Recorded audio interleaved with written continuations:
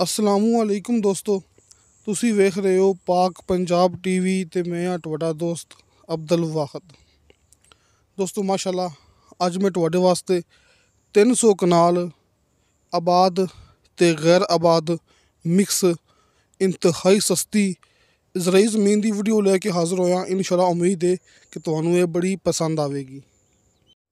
ਦੋਸਤੋ, ਇਹ ਜ਼ਮੀਨ ਆਬਾਦ ਤੇ ਗੈਰ ਆਬਾਦ ਮਿਕਸ ਹੈ, लेकिन जी साइड तो जमीन थोड़ी जी गैर आबाद पई उत्थे अपने दोस्त ने डॉक्टर साहब ने वीडियो बनाई है। लेकिन जी गल है गारंटी वाली आप करांगे कि तुहानूं इहदे विच अद्धी ज़मीन आबाद मिलेगी।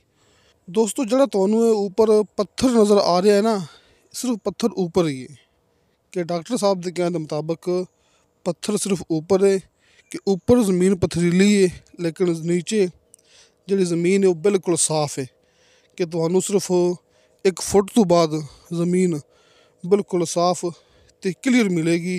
ये डॉक्टर साहब के कहने के मुताबिक कि उन्होंने गारंटी है। जो दोस्त आए ने उन्होंने चेक की है कि नीचे जरा कि पत्थर नहीं है, जी ज़मीन आबाद है वो भी इवें आबाद की है कि 1 फुट मिट्टी हटा ली सी ते नीचे मिट्टी बिल्कुल साफ तो क्लीयर निकली सी, ज़ाहिर कि फिर वो आबाद कर ली सी।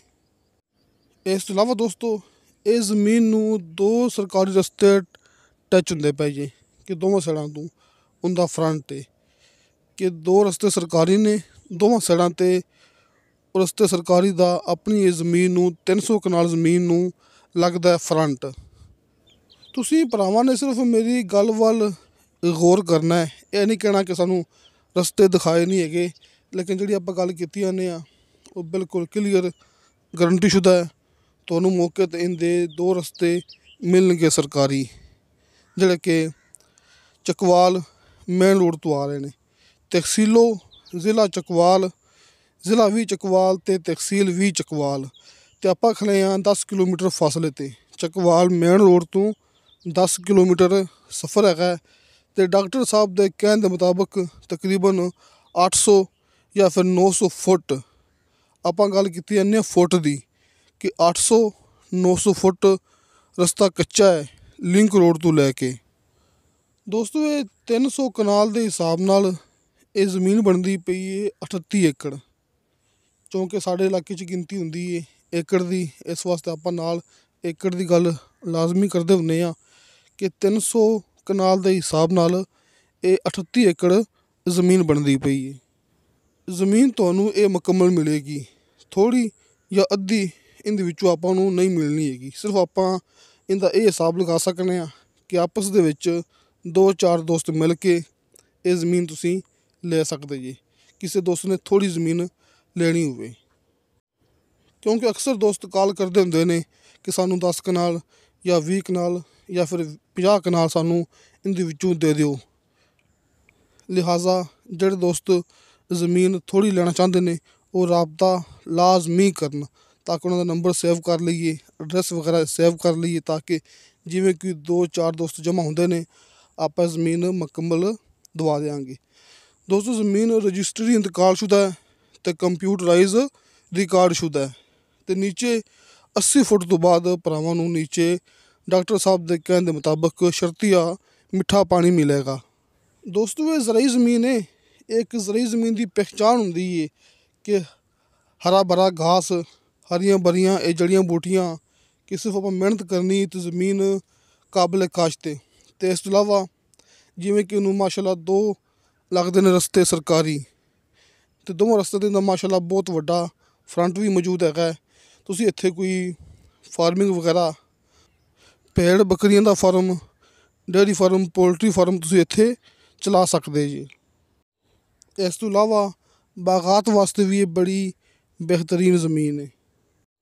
ਅਤੇ ਦੋਸਤੋ, ਇਸ ਜ਼ਮੀਨ ਦੀ ਡਿਮਾਂਡ ਕੀਤੀ ਹੈ ਮਾਲਕ ਨੇ ਫੀ ਕਨਾਲ ਦੇ ਹਿਸਾਬ ਨਾਲ ਸਿਰਫ 50,000 ਰੁਪਇਆ। ਦੋਸਤੋ, 50,000 ਰੁਪਇਆ ਫੀ ਕਨਾਲ ਦੇ ਹਿਸਾਬ ਨਾਲ ਇਹਦੀ ਡਿਮਾਂਡ ਹੈ। ਕਮੀ ਪੇਸ਼ੀ ਪਿਆਰ ਮੁਹੱਬਤ ਹੋ ਜਾਏਗਾ। ਜਿਵੇਂ ਕਿ 38 ਏਕੜ ਜ਼ਮੀਨ ਬਣਦੀ ਪਈ ਹੈ ਨਾ, ਅਤੇ ਇਹ ਹਿਸਾਬ ਨਾਲ ਇਹਦੀ ਸਿਰਫ 4 ਲੱਖ ਰੁਪਇਆ ਡਿਮਾਂਡ ਬਣਦੀ ਪਈ ਹੈ ਫੀ ਏਕੜ ਦੇ ਹਿਸਾਬ ਨਾਲ, ਕਿ ਫੀ ਏਕੜ ਦੇ ਹਿਸਾਬ ਨਾਲ ਇਹਦੀ 4 ਲੱਖ ਰੁਪਇਆ ਡਿਮਾਂਡ ਹੈ ਅਤੇ ਕਨਾਲ ਦੇ ਹਿਸਾਬ ਨਾਲ ਇਹਦੀ 50,000 ਰੁਪਇਆ ਡਿਮਾਂਡ ਹੈ। ਬਾਕੀ ਦੋਸਤੋ ਇਸ ਤੋਂ ਇਲਾਵਾ ਜੋ ਵੀ ਗੱਲਬਾਤ ਹੈਗੀ ਜਿਹੜੀ ਕਿ ਰਹਿ ਗਈ ਹੈ ਕਿ ਬਿਜਲੀ ਕਿੰਨੀ ਦੂਰ ਹੈ, ਆਬਾਦੀ ਕਿੰਨੀ ਦੂਰ ਹੈ, ਜਿਹੜੀ ਕਿ ਇਨਫੋਰਮੇਸ਼ਨ ਹੁੰਦੀ ਮੇਰੇ ਕੋਲ, ਸਿਰਫ ਮੈਂ ਭਰਾਵਾਂ ਨੂੰ ਉਹ ਦੱਸਦਾ ਹੁੰਦਾ।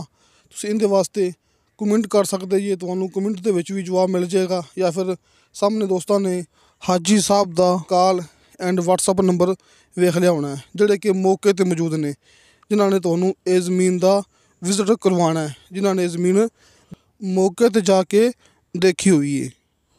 ਦੋਸਤੋ ਇਹ ਨੰਬਰ ਹਾਜੀ ਇਰਫਾਨ ਸਾਹਿਬ ਦਾ ਹੈ। ਇਸ ਨੰਬਰ 'ਤੇ ਕਾਲ ਵੀ ਅਤੇ ਵਟਸਐਪ ਵੀ ਤੁਸੀਂ ਰਾਬਤਾ ਕਰ ਸਕਦੇ ਜੀ। ਅਤੇ ਆਪਣਾ ਵਟਸਐਪ ਨੰਬਰ ਹਰ ਮੂਵੀ ਦੀ ਡਿਸਕ੍ਰਿਪਸ਼ਨ ਦੇ ਵਿੱਚ ਲੱਗਿਆ ਹੁੰਦਾ ਹੈ। ਜਿਹੜੇ ਕਿ ਮੇਰੇ ਮਾਸ਼ਾਅੱਲਾ ਇਹ ਖਾਨ ਦੋਸਤ ਹੈਗੇ ਨੇ, ਇਹ ਪਠਾਨ ਹਜ਼ਰਾਤ, ਉਹਨਾਂ ਨੂੰ ਮੈਂ ਇਤਲਾਹ ਦਿੰਦਾ ਹੁੰਦਾ ਕਿ ਨੀਚੇ ਡਿਸਕ੍ਰਿਪਸ਼ਨ ਦੇ ਵਿੱਚ ਉਰਦੂ ਜ਼ੁਬਾਨ ਦੇ ਵਿੱਚ ਵੀਡੀਓ ਆਪਣੀ ਲੱਗੀ ਹੁੰਦੀ ਹੈ। ਇਸ ਤੋਂ ਇਲਾਵਾ ਤੁਹਾਨੂੰ ਨੀਚੇ ਅੱਜ ਡਿਸਕ੍ਰਿਪਸ਼ਨ ਦੇ ਵਿੱਚ ਇੱਕ ਹੋਰ ਲਿੰਕ ਵੀ ਮਿਲੇਗਾ, ਜਿਹਦੇ ਵਿੱਚ ਤੁਹਾਨੂੰ ਹਲਾਲ ਅਤੇ ਹਰਾਮ ਕਰੀਮ ਦੇ ਬਾਰੇ 'ਚ ਪਹਿਚਾਣ ਦੀ ਮੁਕੰਮਲ ਮਾਲੂਮਾਤ ਦਿੱਤੀ ਜਾਵੇਗੀ। ਤੁਸੀਂ ਦੋਸਤਾਂ ਨੇ ਉਹ ਵੀ ਚੈਨਲ ਲਾਜ਼ਮੀ ਸਬਸਕ੍ਰਾਈਬ ਕਰਨਾ ਹੈ, ਉਹ ਵੀ ਚੈਨਲ ਆਪਣਾ ਹੀ ਹੈ।